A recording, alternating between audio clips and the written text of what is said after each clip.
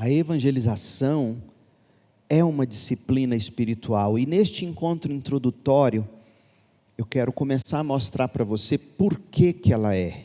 Este primeiro encontro, o encontro de hoje, é o primeiro de uma série. Enquanto durar o estoque, nós estaremos aqui. Enquanto vocês quiserem e estiverem aqui, nós estaremos aqui uma vez por mês, para o que nós podemos chamar de clínica. Essa é uma clínica de evangelismo. Ou um projeto que a gente está construindo, que se chama Semear. É o armazém onde as sementes são tratadas. Vocês, nós, eu, vocês somos as sementes, nós portadores do Evangelho. As sementes estão sendo tratadas, trabalhadas para que elas sejam espalhadas, certo? Então, enquanto durar o estoque, enquanto persistir aqui o desejo de vocês, eu estou muito feliz com o número de pessoas. No final eu quero que a gente se apresente. Nós faremos. Portanto, hoje à tarde eu não vou esgotar o tema, porque em cada novo encontro eu quero que a gente tenha, primeiro, testemunhos do que você já começou a fazer, para que encoraje os demais, não é? Dúvidas, para a gente tentar trabalhar juntos, e a cada novo encontro nós vamos trazer algo novo em termos de ensino, entre aspas. Seja para você um ensino novo, seja para você um ensino antigo, que está sendo apenas recordado, e isso te encorajando. Então nós vamos fazer isso. Então não se espante, muita coisa vai ficar de fora hoje sobre instrução, mas é porque a gente quer que seja um movimento. Então que fique claro isso. E você então participará nesse sentido, tá certo? Então eu quero começar com este texto de João capítulo 15, o verso 5 e o verso 16. Em João 15, nós temos, pelos lábios do próprio Jesus, aquela que talvez é uma das, se não a doutrina mais especial para nós crentes, que é a doutrina da nossa união com Cristo pela fé. Unidos em Cristo é que somos salvos. E Jesus aqui, eu estou lendo na Almeida Revista Atualizada, você pode acompanhar, ele vai dizer o seguinte: diz ele, eu sou a videira, eu e você somos ramos, e esses ramos precisam frutificar. Nós encontraremos plenitude de alegria na vida cristã, na medida em que vivermos na forma para a qual nós fomos criados. E nós somos criados, diz Jesus aqui, para darmos fruto. E ele vai dizer no verso 16, que a razão pela qual nós fomos eleitos antes da fundação do mundo, foi para que a gente possa ir e dar fruto. Frutos que permaneçam. Então está muito claro aqui para nós que Jesus está dizendo que nós somos um tipo de ramo que tem que dar fruto. Isso aí é indiscutível. A forma de frutificarmos é muito simples. É permanecendo em Cristo. Eu e você permanecemos em Cristo, Cristo em nós, naturalmente daremos fruto. Agora você começa a entender por que evangelização é uma disciplina espiritual. Presta atenção nisso, é muito importante. O fruto natural de estarmos em Cristo é que a gente vai frutificar. E a gente frutifica de algumas maneiras. A gente frutifica o fruto do Espírito, amor, alegria e etc. Nós frutificamos o novo estilo de vida em Cristo. Mas nós frutificamos também pessoas. Nós parimos pessoas, nós damos à luz pessoas. Geralmente a gente pensa nesse fruto aqui, infelizmente, apenas como fruto do Espírito. E é também. Esse permanecer em Cristo é o fruto do Espírito também. Esse fruto que Jesus quer ver em nós é o fruto do Espírito. são as atitudes regeneradas, são as intenções, as motivações, os desejos.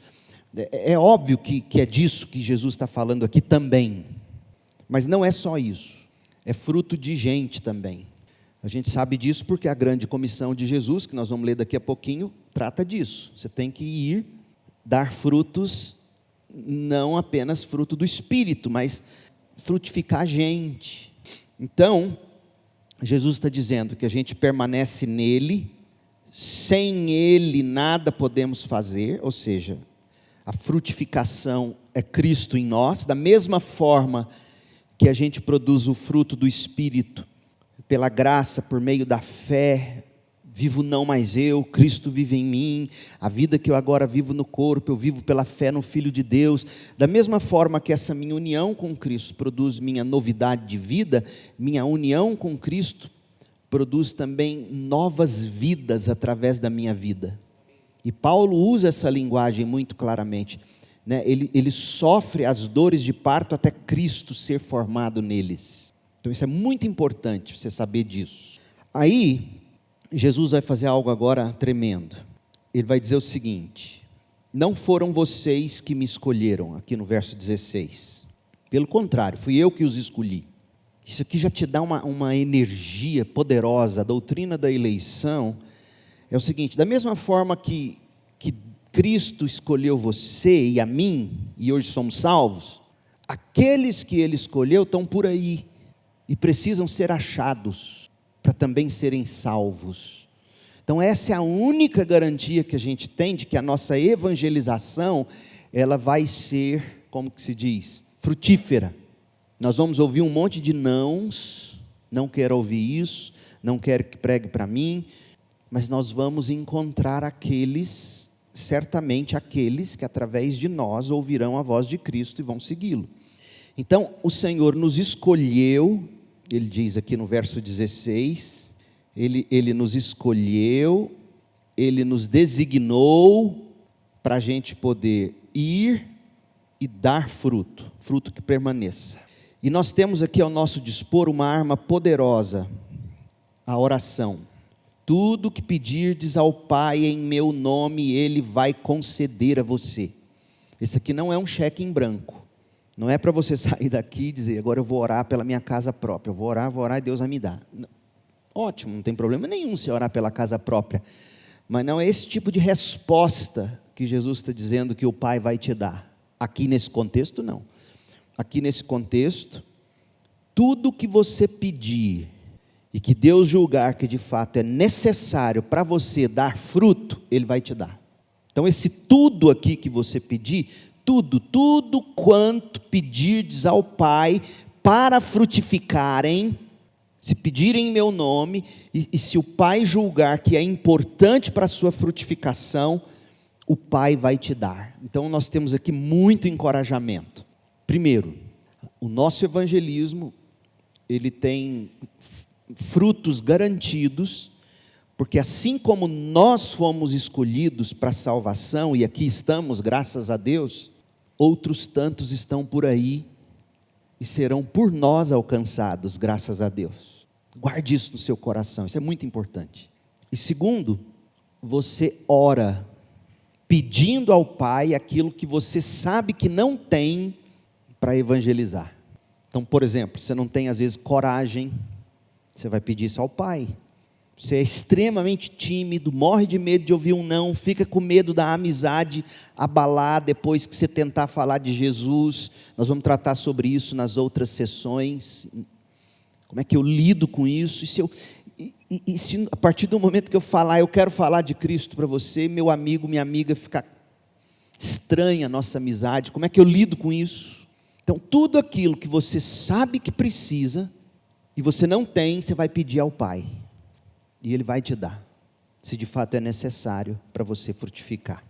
E terceiro, será algo natural, porque você está unido a Cristo. Isso virá naturalmente. Está claro isso?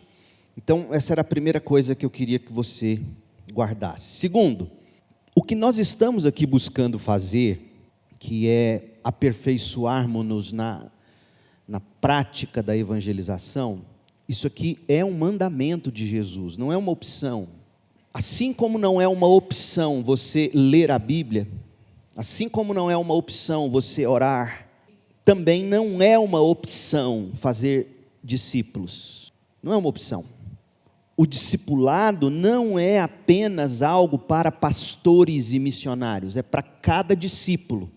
Porque veja só, uma goiabeira produz goiaba, uma laranjeira produz laranja, uma bananeira produz banana e assim por diante. Eu não estou dizendo nada que você não saiba. Esquisito seria você ter no quintal da sua casa uma goiabeira que não produz goiaba. Isso é esquisito. Ué, peraí, você está bichada, está doente. Uma bananeira que não dá fruto. Portanto, esquisito é um crente que não gera outro crente. Isso é esquisito. E a gente vai falar baixinho agora, porque muitos de nós estamos assim, bichados. Qual foi a última banana que a sua bananeira produziu? Você entendeu o que eu quero dizer? Qual foi a última pessoa que você pode dizer, meu Deus, graças a ti eu ganhei para Jesus, fulana, fulano, ou tive grande parte nesse processo, porque uns vão semear, outros vão regar, outros vão colher, e pode ser que Deus te dê apenas parte nesse processo, ou você vai semear, ou você vai aguar aquilo que alguém já semeou, ou você vai colher aquilo que já foi semeado e aguado por outros, agora você colhe, ou você vai fazer parte desses três processos, você semeia, você água e você colhe, mas você é crente, crente produz crente, bananeira produz banana, é um mandamento de Jesus. Jesus diz, olha, no verso 19 de Mateus 28, vão, façam discípulos, de tal modo que você os batize ou leve para que a igreja batize, porque não é você individualmente que batiza, é a igreja, e você vai ensiná-los a guardar todas as coisas que vos tenho ordenado. Guardar todas as coisas que vos tenho ordenado. Olha que interessante isso aqui. Lembra que eu falei que uma das disciplinas espirituais é a evangelização? Veja, para você ensinar todas as coisas, você precisa conhecê-las. Ou seja, a evangelização, ela é fruto do seu manuseio da Bíblia, que é uma disciplina espiritual, é fruto da sua oração, que é uma disciplina espiritual, e aí você produz fruto, que é uma disciplina espiritual, você evangeliza. O que temos aqui em Mateus 28 é mais ou menos aquilo que nós lemos em João 15. E Jesus aqui, ele vai dizer algumas coisas parecidas com João 15 de novo. Ele vai dizer o seguinte, toda autoridade me foi dada, no céu e na terra. Então, na medida em que seria interessante você fazer um estudo, a gente tem feito o unboxing de Mateus aqui para os jovens da igreja, e a gente já viu que essa autoridade aqui, ela aparece desde o começo de Mateus. Jesus tem autoridade sobre enfermidade, sobre os demônios, Jesus tem autoridade sobre as pessoas que Ele quer salvar e assim por diante. Ele tem autoridade, Ele tem esse poder, Ele tem essa prerrogativa. Então nós não estamos cumprindo a ordem de um qualquer, é Cristo. E então nós estamos cumprindo essa autoridade. Outra coisa, ou cumprindo a ordem dessa grande autoridade. E aqui nós temos uma grande promessa. Estou convosco todos os dias até o fim. Então você não tem que ter medo. Quando você se dispuser a evangelizar, você não está sozinha, não está sozinho. Jesus está com você. E a maneira das pessoas ouvirem a voz dele para segui-lo é ouvindo a sua. Então, se você pregar isso para a sua alma todo dia, toda hora, quando você entender que você tem que começar a falar de Cristo para tal pessoa, você fala assim, eu não vou sozinho. Eu tenho a autoridade de Cristo e eu tenho a presença de Cristo. E quando eu abrir minha boca para falar o Evangelho, é Jesus falando através de mim. Tá certo? Esse é muito importante. Outra coisa, evangelismo e discipulado. Quando a gente viu que a ordem de Jesus é vão, façam discípulos. Mas nós não podemos tratar discipulado e a evangelização como áreas separadas e desconectadas da vida cristã. Eu digo isso porque eu percebo o seguinte: muitas vezes a gente considera o discipulado como algo necessário, mas a gente enxerga a evangelização como opcional. Ou seja, eu vou discipular aquele crente que está perto de mim. Você tem que fazer isso, mas você também tem que discipular aqueles que nem são crentes ainda. Mas para você discipulá-los, você precisa primeiro ganhá-los. E isso é evangelização. Então, evangelismo e discipulado são duas faces de uma mesmíssima moeda. Ou seja, se discipulado é para todo crente, evangelismo também. Ah, mas eu não tenho o dom de evangelismo, e a Bíblia fala do dom de evangelismo. Veja, Jesus não disse em Mateus 28, tampouco em João 15, que você precisa ter o dom de evangelismo para evangelizar. O dom de evangelismo seria, nesse contexto, outra coisa. Seria aquela capacidade, digamos, para você fazer isso com muito mais frequência, intencionalidade, poder, seja o que for. Tempo integral. Mas nós recebemos o mandamento de Cristo para fazermos discípulos e, portanto, para evangelizarmos. Então isso é muito importante, você tem que pensar sobre isso. Ah, mas eu não consigo. Aí você tem que lembrar de João 15:16. Todas as coisas que eu pedir em nome dele, o Pai vai me dar. Pai, eu quero evangelizar, eu não sei, eu não consigo, eu tenho medo, eu sou tímida. Pede, e ele vai te dar. É promessa dele. Não é um cheque em branco, você não está pedindo qualquer coisa. Você está pedindo aquilo que ele disse que você tem que fazer. Mas para fazer você não... Então você vai pedir, você vai orar, você vai pedir. Está claro? Então evangelismo e discipulado são os dois lados de uma mesma moeda. Fazer discípulos inclui necessariamente ajudar aqueles que ainda não são discípulos a se tornarem seguidores de Jesus. Porque o que é discipular? O Mark Dever é brilhante na simplicidade com a qual ele coloca as coisas. Ele fala o seguinte: discipular é ensinar alguém a seguir Jesus. É ensinar alguém a seguir Jesus. Isso é discipular.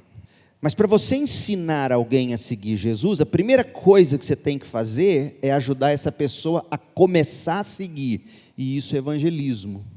E aí eu vou te mostrar daqui a pouquinho que evangelizar nada mais é do que falar do Evangelho.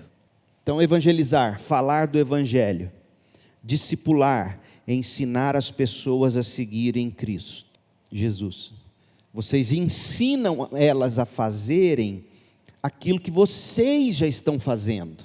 Em outras palavras, você vai dizer para elas o que Paulo disse aos Coríntios, por exemplo. Sejam meus imitadores, do jeito que eu imito Jesus. É muito simples isso. Está vendo por que evangelismo e discipulado é uma disciplina espiritual? Porque presta atenção comigo, olha como isso aqui é sério. Se você está seguindo Jesus e tem intencionalmente seguido as disciplinas necessárias envolvidas para você seguir Jesus, vai ser muito fácil você virar para Maria ou para o João e dizer: sigam-me, assim como eu sigo Jesus, aprendam comigo. Olha como é interessante isso, é um fruto de vida. Mas a gente aprendeu desde cedo a dizer para as pessoas assim na igreja: olha, não olha para as pessoas não, olha para Jesus.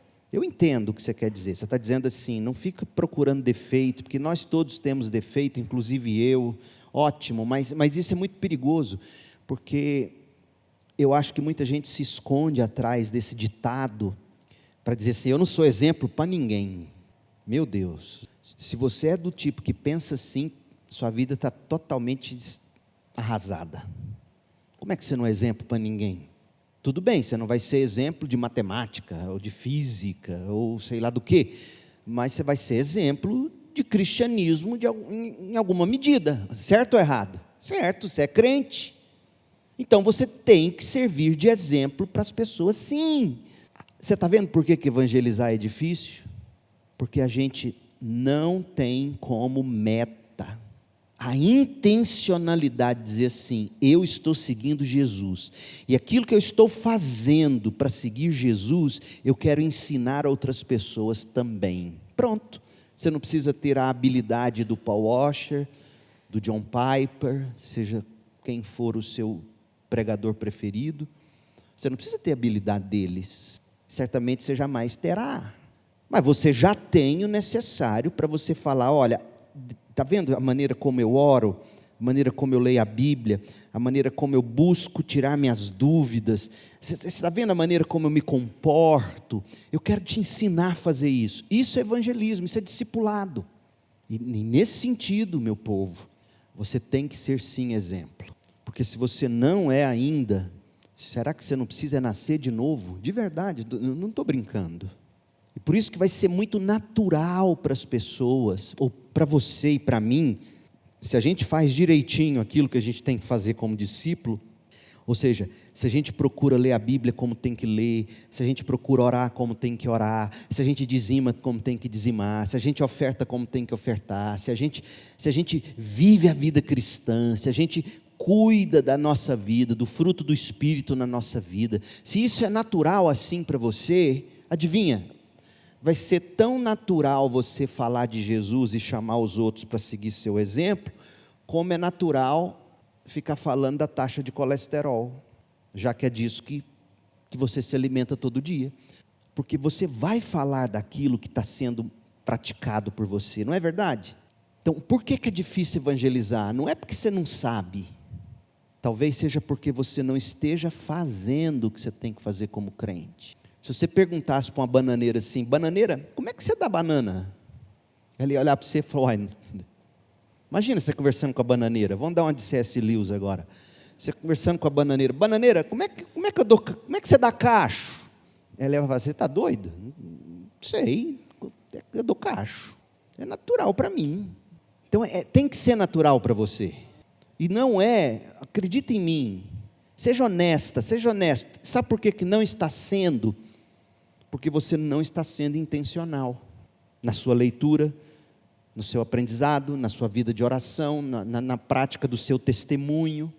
Porque no momento em que se tornar natural, no momento em que uma leitura bíblica aquecer o seu coração de manhã, sabe o que você vai querer fazer na hora do almoço, lá na faculdade? Senta aqui comigo, deixa eu ler o versículo que nessa manhã eu li, que falou comigo. Faz esse teste essa semana. Acorda segunda, acorda terça, acorda quarta, quinta, todo dia acorda, fala, Deus, me dá um verso. Aí você está lendo a Bíblia, esse verso, nossa, falou comigo. Aí na hora do almoço, na hora do café, sei lá, chama, vem cá, eu posso ler para você um versículo? Falou tanto comigo, é da palavra de Deus, você se importa? Deixa eu ler para você. A pessoa vai achar que você, né? Por quê? Porque é natural. Não é natural você virar e falar assim, menina do céu, eu comprei um sapato, você não vai acreditar, na Black Friday. Por que foi natural falar do sapato? Primeiro, porque você fez isso, você comprou. Segundo, que te encantou o coração, aquele sapato maravilhoso. Entende o que eu quero dizer? Então, o próprio Jesus nos deu o exemplo. Ele pregou, ele treinou os seus apóstolos para fazerem a mesma coisa. E poucos dias antes dele subir aos céus, ele reafirma essa missão, quando ele diz que nós deveríamos ser testemunhas até os confins da terra.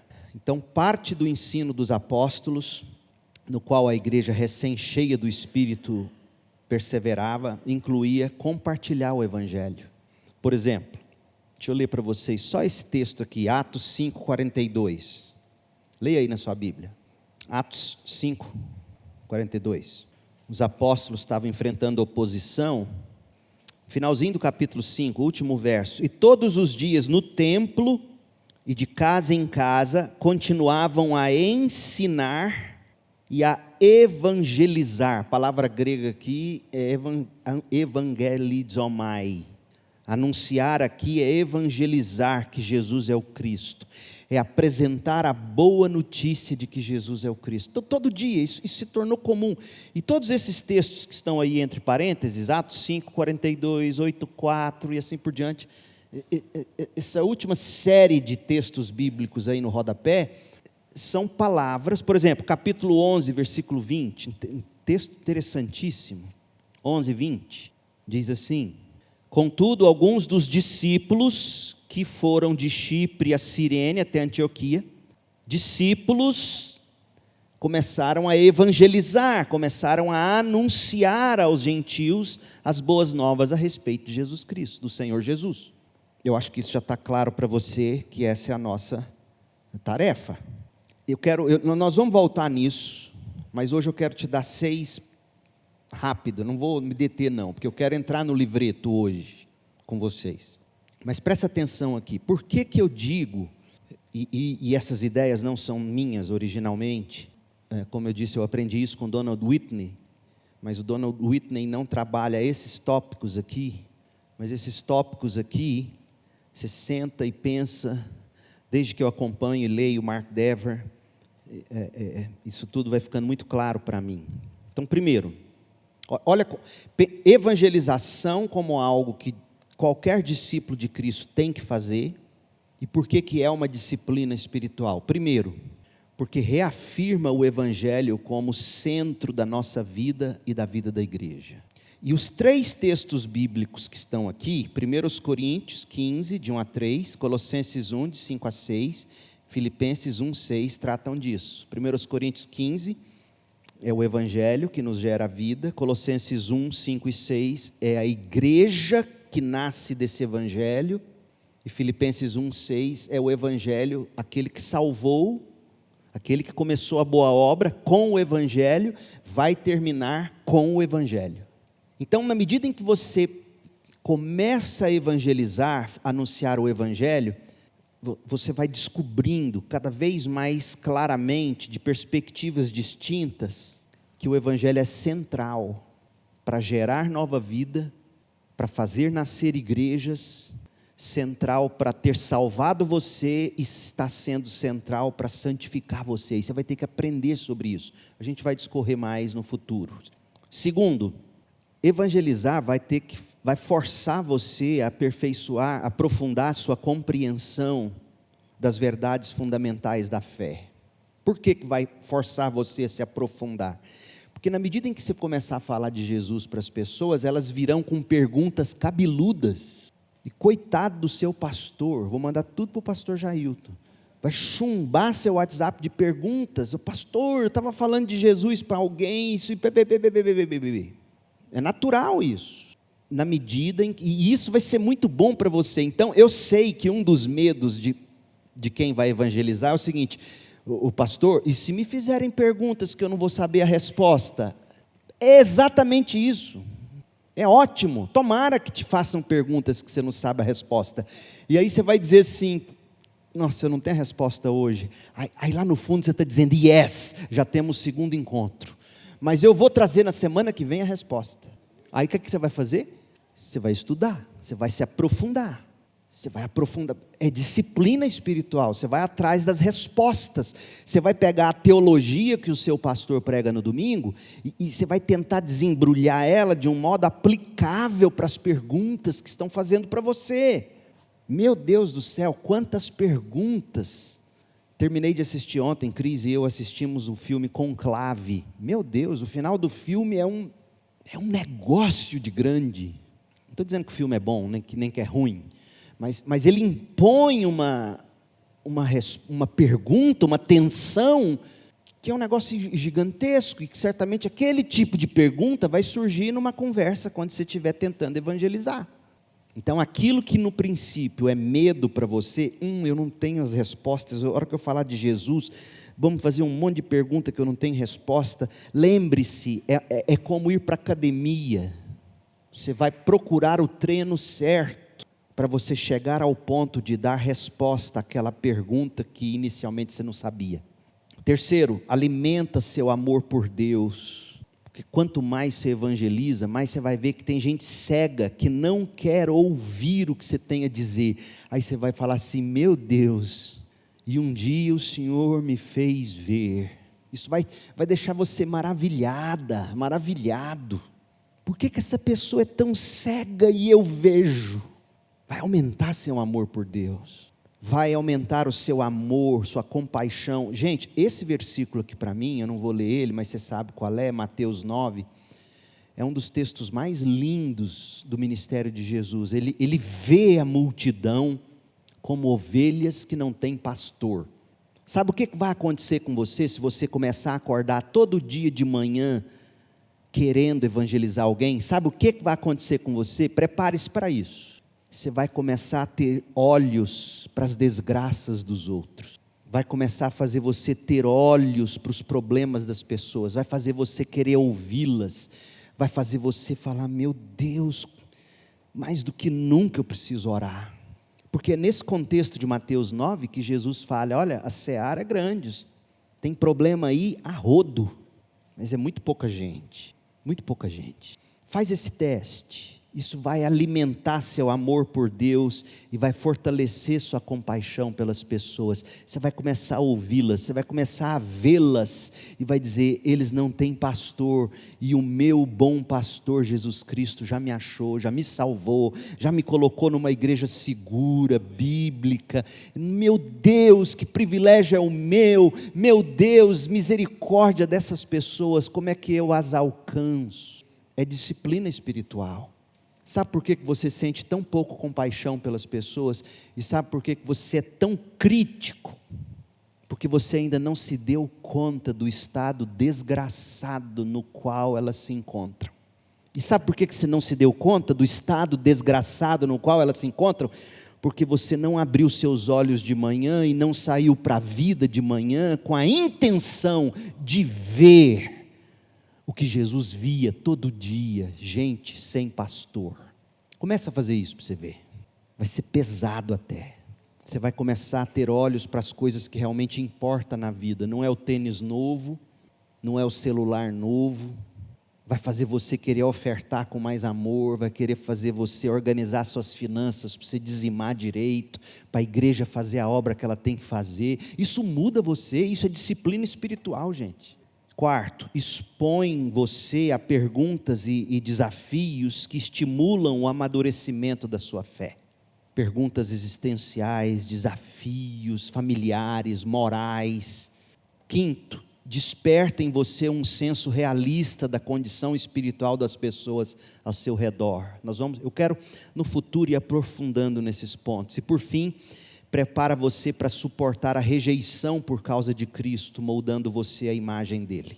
Nós vamos ser perseguidos, as pessoas vão olhar para a gente com cara estranha, mas o que você tem que se dar conta é o seguinte: você vive numa época muito só de Instagram, e no Instagram as pessoas são arrepiadas mesmo, infelizmente, mas você vai descobrir algo fantástico. Na medida em que você conviver com as pessoas, olhos nos olhos, e for gente boa, compassivo, amoroso, as pessoas vão até não querer ouvir o que você tem para pregar para elas, mas elas vão fazer isso com respeito. Eu me lembro da minha avózinha, Oscarina, que morreu sem Cristo, até onde humanamente eu consigo ver. E eu era novo crente, e a gente sempre visitava meu tio que morava em São Paulo. Nós pegamos o ônibus aqui na rodoviária de Goiânia. Eu era novo crente e eu queria evangelizar a vovó, porque depois dos meus pais, era a pessoa que eu mais amava, era minha avó. Eu acho até que eu amei mais a minha avó do que minha própria mãe e meu próprio pai, para você ter uma ideia, de tanto que minha avó era especial para mim. E eu quis falar de Jesus para ela, católica de santos no quarto. Eu me lembro que eu sentei com ela, que ela comprou, ela não gostava de viajar no primeiro banco, se bater morria logo, ela morria de medo de morrer. E ela gostava de sentar do meio do banco para trás. E eu falei: não, vovó, eu queria ir no primeiro banco para ver a estrada. Pois ela comprou as passagens. E eu lembro que eu sentei do lado da janela, ela sentou do meu lado e ela fez o nome do pai. E eu falei: e agora? Eu sou novo crente, tenho que pregar. Aí eu falei: vovó, eu queria falar de Jesus para a senhora. Ela sabia que eu já era crente. Ela olhou para mim com todo amor e falou assim: Leandro, eu sei que você é crente agora. Não prega para mim não. Não foi desrespeitosa. Eu te confesso que eu nunca mais consegui pregar para ela, mas eu tentei. Ela não me xingou, ela não brigou, ela não mudou o jeito de me tratar, muito pelo contrário. Então, você vai ser rejeitado por causa disso. Às vezes não vão rejeitar você. A vovó não me rejeitou. A vovó rejeitou a minha mensagem. A vovó rejeitou o evangelho. Não rejeitou o neto, que ela fazia questão de deixar claro, era o que ela mais gostava. Talvez porque eu tenha sido o primeiro. Então, você vai ter que lidar com isso. O que não é evangelizar? Eu estou terminando fase para a gente entrar no livro, mas você precisa entender isso aqui. Primeiro, evangelismo não se trata de fazer tudo o que você puder fazer para levar uma pessoa a tomar decisão por Jesus. Não é isso. Às vezes você acha difícil ter que evangelizar, porque você acha que evangelizar é você fazer tudo o que você tem ao seu alcance para a pessoa falar sim, aceito. Não é isso. A minha experiência de evangelização com a minha avó Oscarina foi bem sucedida. Ela não foi mal sucedida. Eu tentei abrir o diálogo, ela, não quero. Então, mas eu tentei. A pergunta que eu te faço agora é, você já tentou? Porque evangelizar não é você fazer tudo para a pessoa tomar uma decisão, muito menos impor a ela suas opiniões de direita, de conservadorismo. Não é impor, não é tentar forçar um novo nascimento espiritual. Tentar forçar um novo nascimento espiritual será tão eficaz quanto Ezequiel tentar costurar ossos secos, mortos, para formar uma pessoa. Não é isso. Ou tão provável quanto Nicodemos dar a si mesmo um novo nascimento no Espírito. Não é você que faz nascer de novo, não é você que torna ossos em gente. Evangelizar não é isso, não é fazer, eu vou falar de tal modo, eu vou pregar de tal jeito, que no final ela vai aceitar Jesus. É óbvio que você quer isso, mas esse peso não é seu. Seu peso é ter a intrepidez e o amor para falar assim, vovó, eu quero falar de Jesus para a senhora. E eu mal terminei de dizer a frase, ela já respondeu com respeito. Eu sei que você é crente, eu não quero que você pregue para mim. Evangelismo não é a mesma coisa que compartilhar um testemunho pessoal. O seu testemunho pessoal é o início da conversa, talvez. Pode ser que você comece a conversa de outro jeito. Ainda vamos falar sobre isso no futuro. Não é o mesmo que apresentar uma defesa racional da fé. Evangelismo não é apologética, apesar de que é importante saber um pouco. Não é fazer obras de caridade, embora todas essas três coisas possam acompanhar o evangelismo. Testemunho pessoal, apresentar uma defesa racional da fé, dar alguma assistência social, mas isso não é evangelismo em si. Também não se deve confundir evangelismo com resultados do evangelismo, como se só tivéssemos evangelizado com sucesso quando uma conversão acontece. Gente, isso aqui não tira um peso de você? Fala a verdade. Não tira um peso. Você fala, pronto, é verdade, eu não preciso ter sucesso, eu tenho que ser fiel, eu não preciso convencer, eu preciso falar, eu não preciso criar uma estrutura de ação social, eu preciso apresentar o evangelho. E vou te dizer uma coisa, hein? É muito mais fácil uma estrutura de ação social do que evangelizar. Eu te digo isso porque já participei de viagens missionárias e eu já vi pessoas dando assistência médica, odontológica, hospitalar, de marcenaria, e eles brincam e tudo. Põe eles para sair na rua, bater na porta. O nego trava. Talvez trave porque ache que pesa sobre eles a responsabilidade de naquele primeiro encontro já haver conversão. Mas deixa isso aí de molho para você ver como é que você vai, ufa, que legal, é verdade, não é tudo isso. Outra coisa, o que é evangelizar então? É falar palavras, é compartilhar uma notícia, é ser fiel ao apresentar as boas novas que Cristo, por sua morte e ressurreição, garantiu um caminho para que um Deus santo e pessoal, para que um Deus santo e pessoas pecadoras sejam reconciliadas. É aqui que entra esse livro. Deus produzirá conversões verdadeiras quando a gente apresentar essas boas novas. Em resumo, o evangelismo é apresentar livremente as boas novas e confiar que Deus converterá as pessoas, porque a salvação pertence ao Senhor. É só isso. E quando você evangeliza, você tem que garantir, você tem que transmitir essas três verdades. Primeira verdade, a decisão é custosa, por isso você deve ser cuidadoso para não fazer a pessoa tomar uma decisão na empolgação, sem contar o custo. Por isso que você não tem que ter pressa em ganhar essa pessoa para Jesus, digamos, no primeiro encontro. Segundo, a decisão, por outro lado, é urgente. Ela tem que ser tomada em algum momento breve. Essa tensão entre a urgência e o custo. Esse livreto vai te ajudar nisso, inclusive. Terceiro, a decisão vale a pena, por isso você vai querer tomá-la. Cristo veio para nos dar vida plena, vida em abundância.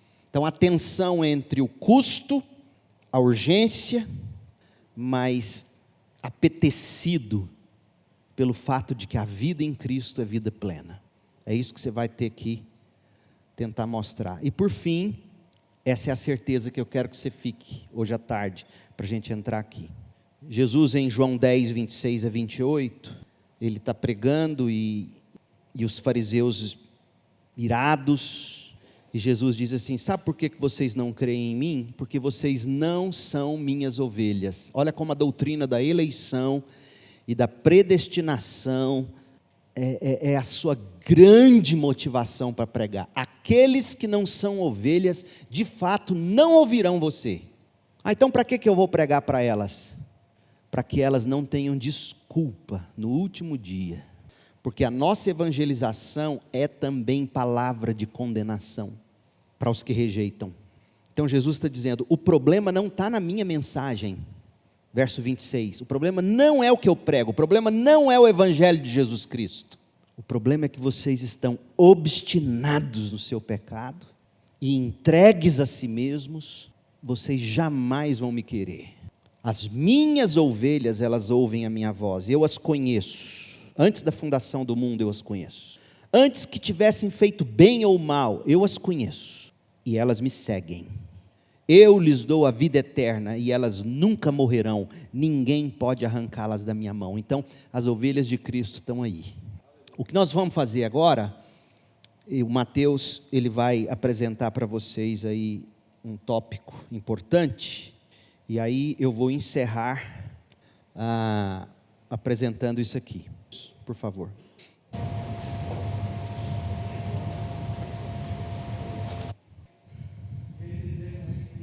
Júlio, não pode falar. A página Evangelismo Intencional, a parte da frente. Vocês vão ver que tem aí seu nome, a data desse treinamento. E o principal ponto é a proposta de 2 encontros, mas não é engessado. Como nós não temos essa prática de evangelização intencional, esse papel aqui, ele seria desnecessário. Mas se faz necessário para aprendermos essa prática de evangelismo intencional. Então tome o valor para esse plano, né, de encontro com alvos de oração e evangelismo. Então vamos lá. Você vai ter pelo menos aí 3 pessoas nessa tabela. 3 pessoas para você orar por ela. E nesse primeiro... Isso é muito importante, gente, esse alvo. De repente você não tem esses nomes agora na mente, mas o que você vai fazer a partir de hoje, saindo daqui? Deus, me dá olhos para essas ovelhas sem pastor. E vou repetir, de repente você tentou o primeiro encontro, a pessoa rejeitou, ótimo, você já fez sua primeira abordagem. Ótimo não, né? Horrível. Você não fracassou no evangelismo, você já deu o grande passo. Então comece, Deus, me dá olhos para essas ovelhas tuas. No primeiro encontro, a proposta, o pastor vai trazer o livreto, é a semente plantada, das páginas 1 a 23 do livreto. Você vai colocar o local onde vai se encontrar com essa pessoa, a data que vai se encontrar com essa pessoa, uma organização mesmo, pessoal com ela, intencionalmente. E também uma sugestão de referências bíblicas, tantas que o pastor mostrou, tantas que a gente também organizou. Alvos específicos. O que vai guiar a sua oração pela pessoa? A palavra. 2 Coríntios, Efésios, a palavra vai guiar a sua oração por essas pessoas. Isso, você vai ler esses textos bíblicos, vai reler, porque esses textos bíblicos apontam as necessidades que essas pessoas têm de fato. E com base no que o texto, porque às vezes a gente tem essa dificuldade, a gente não sabe nem pelo que orar. Pelo que eu vou orar para minha amiguinha? Então você vai ler esse trecho, 2 Coríntios 4, de 4 a 6 e assim por diante. E você vai descobrir o seguinte: os tópicos pelos quais você tem que orar aqui não diz respeito só às pessoas que você tem que evangelizar, não. Diz respeito a você. Então esses textos é para ajudar você a orar.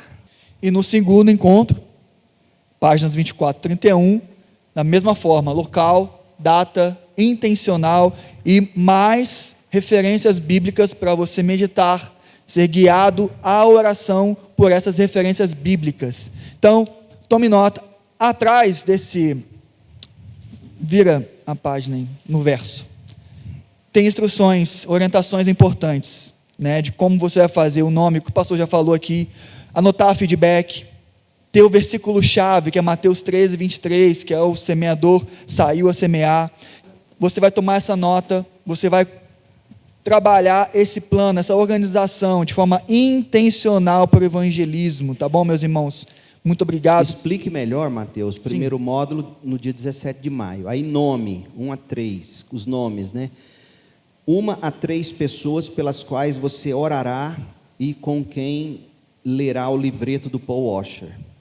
E aí esse feedback, 3 datas, o que seria isso? Essas 3 datas são datas, por exemplo, que você vai se encontrar com a pessoa. Você vai marcar a data com a pessoa, você vai ligar para a pessoa. Você primeiro vai orar por ela. Segundo, você vai abordar ela. Olha, eu queria me encontrar com você, tomar um café, almoçar com você, jantar com você. Marcar uma data com ela, intencionalmente. A gente pode tal data. E dessa forma ser orientado intencionalmente a sentar com ela, ler o livreto com ela, as páginas sugeridas de acordo com essa tabela, para ler junto com ela, acompanhar as dúvidas, enfim, trabalhar esse evangelismo a partir do livreto O Evangelho de Jesus Cristo, do Paul Washer. E você pode ir anotando os feedbacks. Aí o feedback seria isso. Você vai anotando, como o pastor disse, a pessoa não quis me ouvir, ponto. Não, a pessoa ficou interessada, ela quer me ouvir de novo. A pessoa ficou com dúvida do que é o caráter de Deus, não tive resposta. Você vai orar, vai buscar conselhos, enfim. Então, é uma forma de manter registros e também você, como o pastor disse, você ser transformado por esse evangelismo. Amém. E se a pessoa nega, isso não significa que você para de orar por ela, né?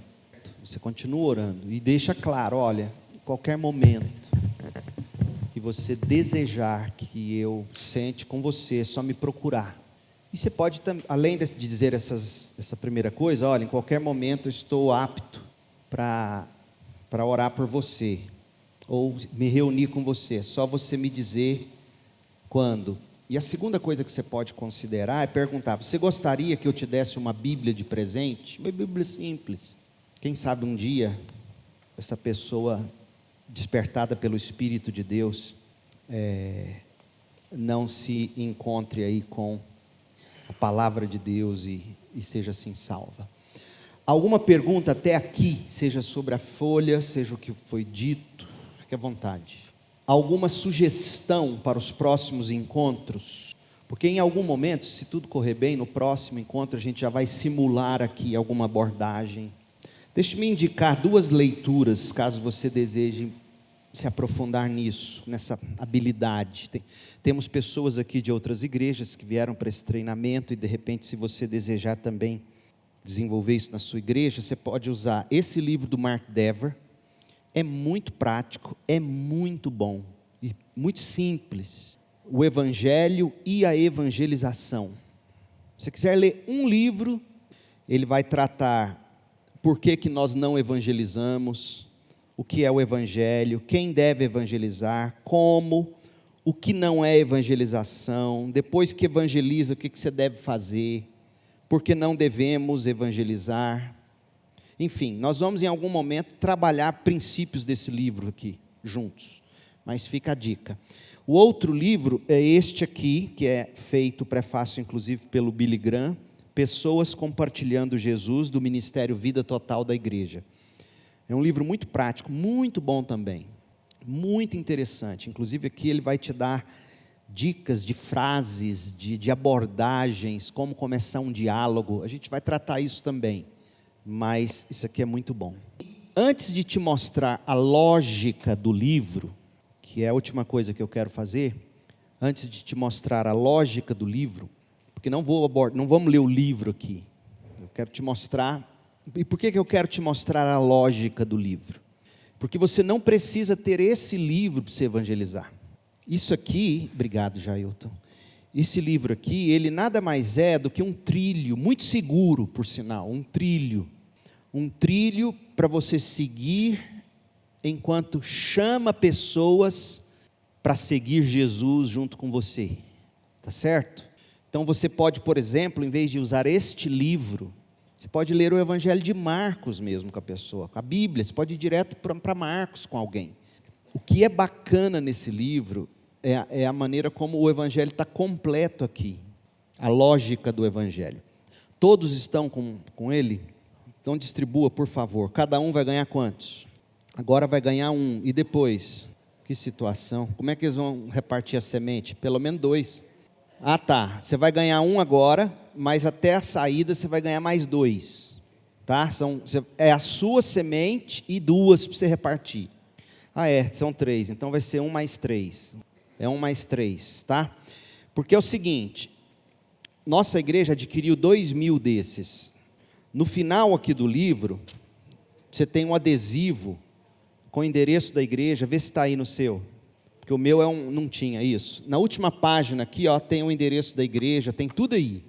Então, veja, a partir daí, o que você vai fazer? Os membros da nossa igreja poderão ter acesso a mais desses livretos. Nós temos muitos mais. Nós não queremos desperdiçar. Sair entregando tudo, para você usar como, sei lá, suporte para segurar a porta para não bater com o vento, guardar lá e mofar junto com a sua Bíblia, que já deve estar cheia de poeira. Você nem Bíblia tem mais, porque você tem a desculpa, não, agora eu leio no celular. Aí você abre o celular e vai ler a Bíblia coisa nenhuma, aí sai para o Instagram, termina no WhatsApp, e passou o tempo, mais tarde eu leio a Bíblia e não leio. Isso é outro curso, outro seminário, né? Nós vamos tratar disso. Então, você vai poder ter. Nós indicamos para vocês de outras igrejas que entrem em contato com o Ministério Defesa do Evangelho e peçam, eles entregam bonitinho, bem feitinho. E quanto custou cada um? R$ 2,50 cada um desse. Você vai comprar lá. Você não vai pagar nada para nós. Mas se você comprar para a sua igreja, ou você mesmo querendo fazer mais, e quiser abençoar o estoque da CIB para a gente não parar de distribuir, é R$ 2,50 cada. Vamos lá, quero falar do livro. Abra aí no índice do livro. Porque o que é importante? Você tem que ler e reler esse livreto antes de começar a sua aventura. Então é provável, vou ser generoso com você, é provável que você gaste aí 1 mês treinando, lendo isso aqui, relendo isso aqui, talvez você se converta no caminho. E se isso acontecer, me procure, que eu vou batizar você em nome do Pai, e do Filho, e do Espírito Santo. É verdade, eu não estou brincando. Sabia, Joaquim? John Wesley, voltando do campo missionário, converteu. Não é não, Maico? Você é crente, né, varão? É isso aí, juízo. Vem cá, Danilo, falar nisso. Momento propaganda. Vem aqui. O Danilo comprou agora uma loja de açaí. Olha lá que moço bonito. Lá em frente o Moreirinha. Que delícia açaí. Que sabor açaí. Lá em frente a pista de skate do Moreirinha. Que sabor. Saindo daqui, você vai lá. Ele vai te dar um desconto de R$1 na bola do negócio. Cupom SEMEAR, isso aí. Vai ganhar quanto na bola? R$1, né? Tá bom? Sei lá, não sei. Ele vai te dar o desconto lá hoje. Só vale hoje. Então, que situação. O índice, vamos lá, o índice. Você vai ler e vai reler esse material. Você vai conhecer esse material. Você vai com seu caderninho anotar as suas dúvidas. Porque certamente suas dúvidas poderão ser as dúvidas das pessoas com as quais você vai compartilhar essa semente. Então anote, conheça. E a minha ideia, meu desejo é que você tenha isso tão claro na sua mente, que a hora que você conseguir simplesmente sentar com alguém lendo o Evangelho de Marcos, você já sabe qual é a estrutura completa do Evangelho, da boa notícia. Então vamos lá, no índice. Começa com o caráter de Deus. Por que começa com o caráter de Deus? Deus é o Criador e Deus é o padrão pelo qual nós medimos a nossa vida. Nós não medimos a nossa vida pelo prumo de outras pessoas. Porque o que você não vai cansar de ouvir é: eu sou melhor do que muita gente. E deve ser mesmo, é provável que seja. Inclusive, você vai encontrar descrentes melhor do que muitos crentes, entre aspas. O padrão não é você, não sou eu, não é qualquer ser humano. O padrão é Deus. Então começa com Deus. Depois, a humanidade em relação a Deus. O grande dilema vai tratar do pecado, da queda. A resposta para o grande dilema é Cristo. A resposta de Deus ao nosso dilema, Cristo. E você tem que dar uma resposta. Diante da mensagem do Evangelho, você tem que dar uma resposta. Essa é a primeira parte, é o primeiro encontro. Porque o que você vai ter feito no primeiro encontro? Você vai ter mostrado quem Deus é, quem o ser humano é, o pecado, a obra, a vida e a obra de Cristo e a resposta. Esse é o Evangelho. Primeiro encontro.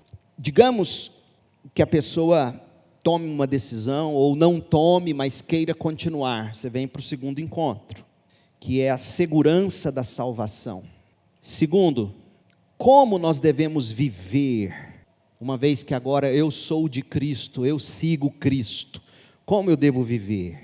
Membresia numa igreja local. É importante a membresia numa igreja local, é fundamental a membresia numa igreja local.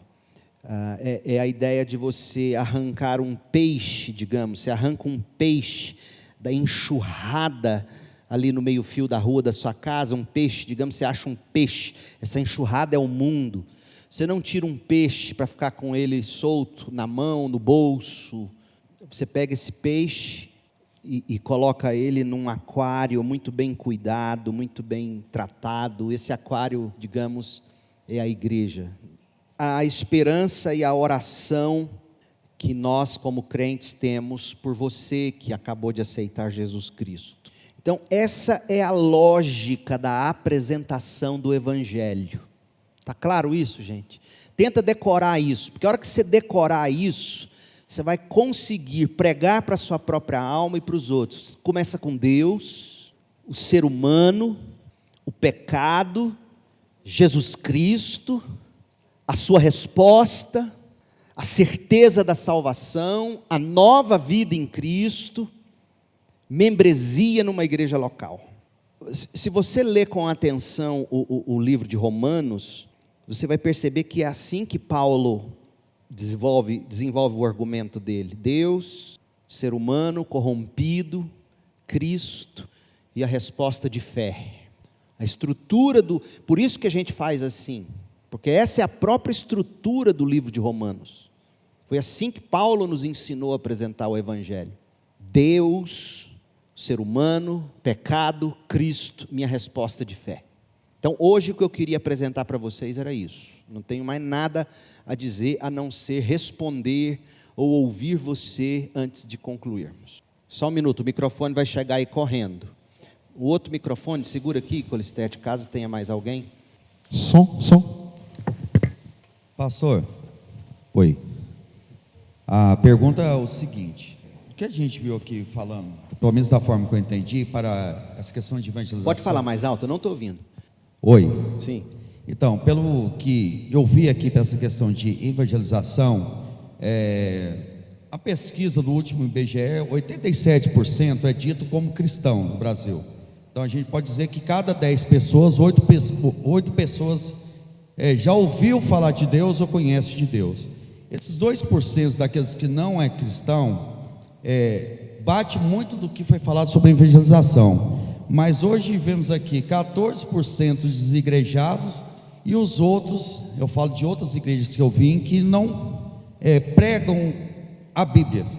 Então vejo, no meu ponto de vista, queria saber do senhor, eu vejo como se fosse 3 tipos de evangelização que a gente vai ter: daquele que não é cristão, que não conhece, daquele que é desigrejado e daquele que vive numa igreja que não é bíblica, que é o meu caso, onde eu era. Graças a Deus hoje estou aqui. Excelente pergunta, porque o Evangelho ele é o mesmo para essas 3 categorias. Jonathan Edwards, ele dizia que ele pregava todo domingo para salvar os crentes. Esses desigrejados, eu não sou Deus para julgá-los, é muito provável que sejam desigrejados por pelo menos 2 motivos, se não os 2 juntos. Primeiro, talvez não tenham conhecido o Evangelho. E segundo, talvez a experiência que tiveram com a igreja, que os fez sair de igreja, aquela experiência não foi realmente com uma igreja. Então, com relação ao terceiro grupo, desigrejados, eles precisam do Evangelho primeiro, para compreender se de fato aquilo no que eles creram é o Evangelho.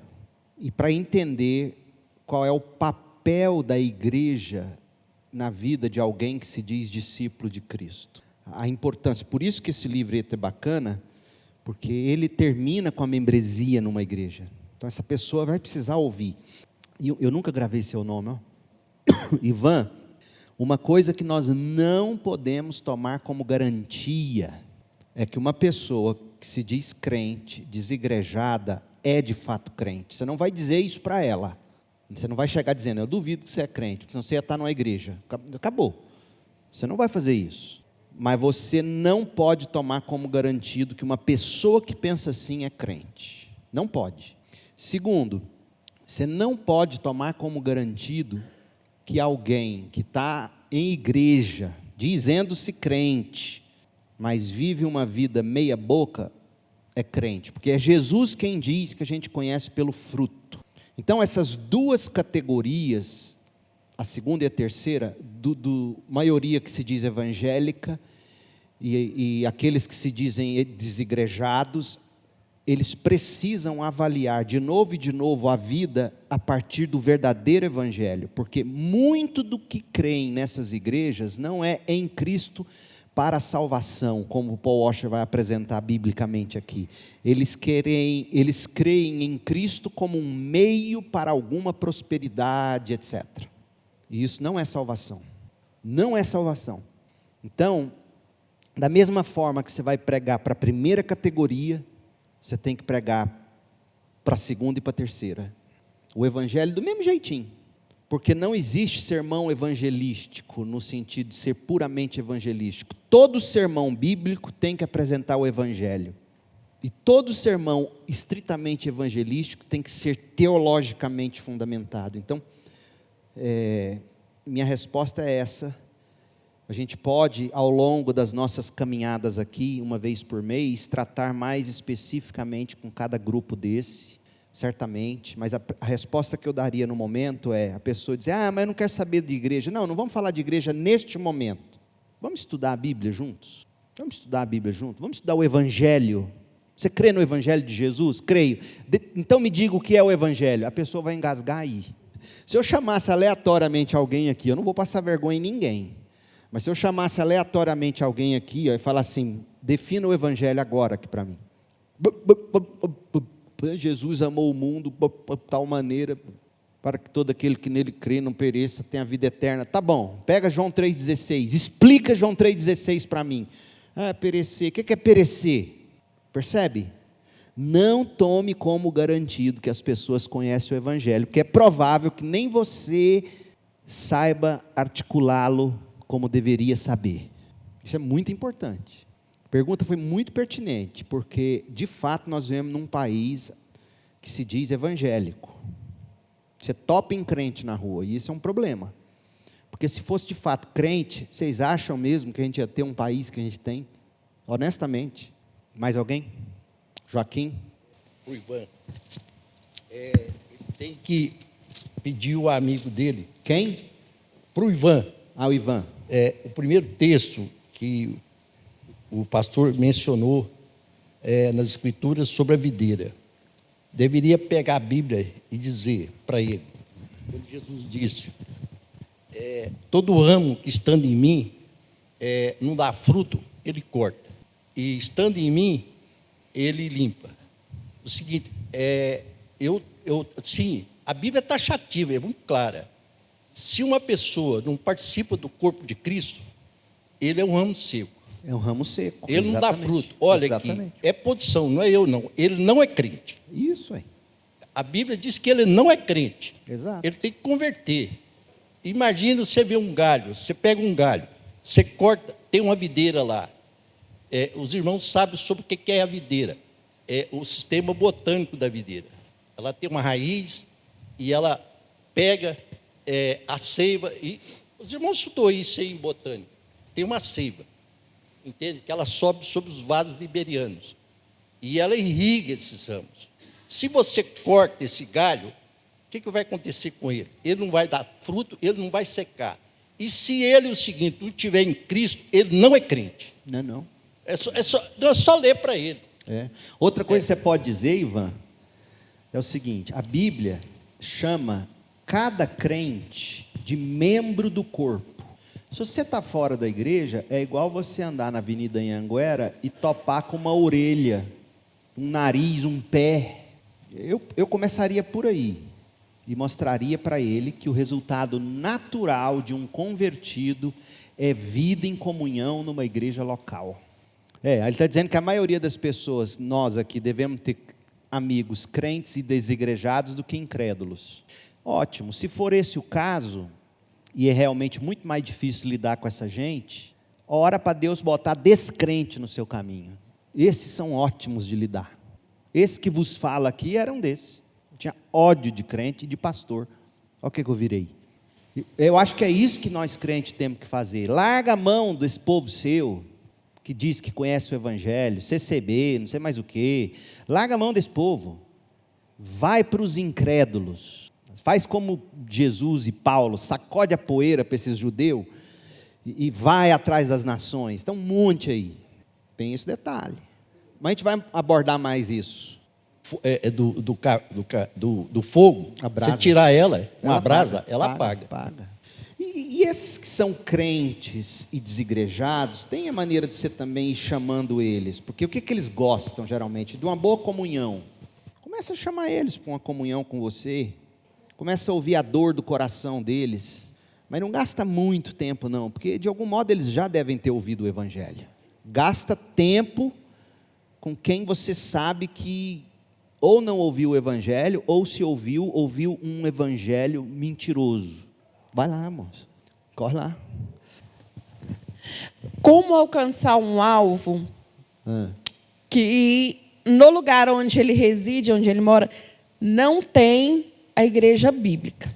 Igual o nosso caso hoje, temos a Igreja Batista, a Segunda Igreja Batista, uma igreja bíblica. Por isso, eu e minha família estamos aqui, né?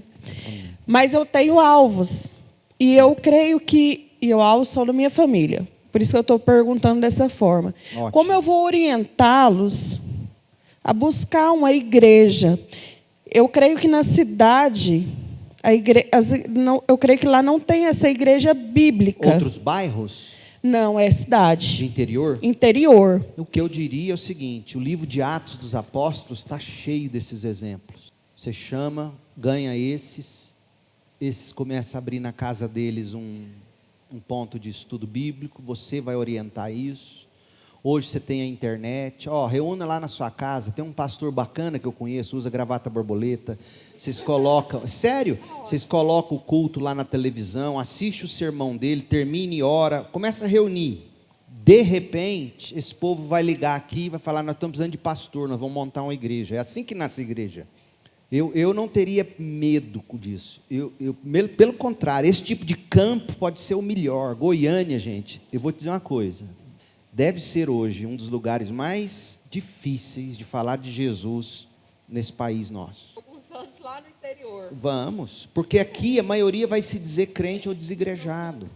E o que eu te diria, minha irmã, é que essa pessoa fosse ganhada para Cristo, nutrida, e dizer: agora é seu papel, uma vez ganhada para Jesus, crente, é seu papel agora trabalhar para você montar não, esse nome é feio, para você organizar uma igreja a partir de frutos que você vai dar. Esse é o caminho. Durante séculos e séculos a igreja não reuniu como a gente reúne aqui. A igreja reuniu debaixo de pé de manga, de goiabeira, de rancho, escondida no subsolo, lá na China até hoje. A igreja reunida. E o meu sonho é esse, minha oração é que a gente veja igrejas sendo plantadas a partir desse movimento. Mais alguém? Última pergunta, e aí a gente encerra. Som. Paz e graça. Eu me chamo Miqueias e nós somos de uma igreja em Águas Lindas de Goiás. Né? Águas Lindas, Igreja Isso, Batista? Isso. Que bênção. E... Da Convenção? Convenção Batista Brasileira? Nacional, né? Ou Igreja Batista Reformada? Batista Reformada. Ótimo. Cada lugar tem um tipo de realidade. Acho que o senhor concorda.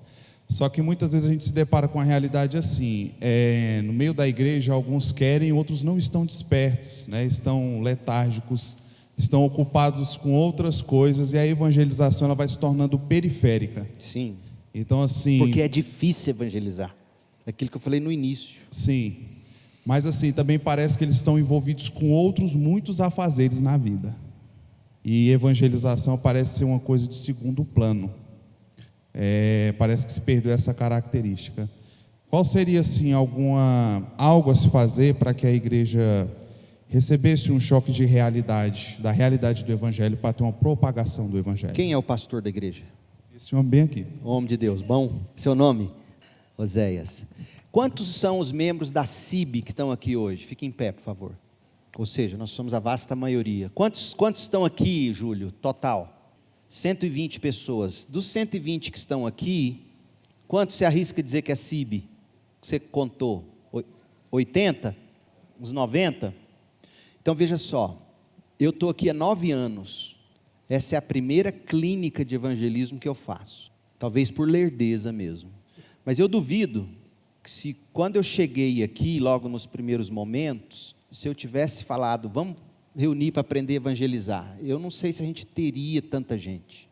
Então, o que eu diria para qualquer igreja, grande ou pequena, na capital ou no interior, a primeira coisa que você tem que fazer é pregar a Bíblia expositivamente, com paixão, fazendo as aplicações para a vida real, porque isso alimenta o crente, alimenta o crente, alimenta o crente, alimenta o crente. E esse transbordar vai ser muito natural. Não adianta eu chegar numa igreja e dizer assim, nós temos que evangelizar, nós temos que evangelizar, nós temos que evangelizar, sem você antes mostrar quem é Deus, quem nós somos. Você tem que pregar a narrativa bíblica, você tem que ensinar a Bíblia, você tem que aplicar a Bíblia. Então essa igreja, se pequena ou grande, eu fico muito feliz pelo número de membros da CIB aqui. Isso representa, nós somos 462 membros, se nós temos aqui 80, nós estamos falando de 20%. Isso é muito bom. Presta atenção nisso, membros da CIB. Isso é fora do normal. 20% de uma igreja numa tarde de sábado aprendendo sobre evangelização. Isso não é mérito nosso, é dom de Deus. E o que eu poderia dizer aos irmãos é que isso aqui nada mais é do que fruto de, dominicalmente, a Bíblia ensinada, encorajada, o pastor tentando estar junto do povo, abraçando, dando cheiro, nas veinhas só, não vai cheirar as novinhas não, você tem cuidando dos irmãos, abraçando, criando essa cultura de relacionamento, e o povo vai querer, não tem segredo, tem trabalho. E esse é o caminho. E pregação expositiva, no sentido apenas, não é só ensinar a doutrina, é trazer a implicação prática dessa doutrina, como eu tentei fazer no início, com o primeiro slide, a doutrina da união com Cristo. O que isso de forma prática ensina sobre evangelismo? Olha o que eu fiz, tentei fazer, não sei se eu fiz certo ou bom. Você pega a doutrina da união com Cristo, qual a implicação disso para a evangelização? Percebe? Então não tenha pressa. O John Piper, quando chegou na igreja dele, para começar o presbitério que hoje existe lá, ele levou 10 anos para ensinar a igreja. Então não tenha pressa, você está lá para dar sua vida, você vai ensinando. Se tiver só 1 ou 2 com esse desejo, trabalhe com 1 ou 2 e assim por diante.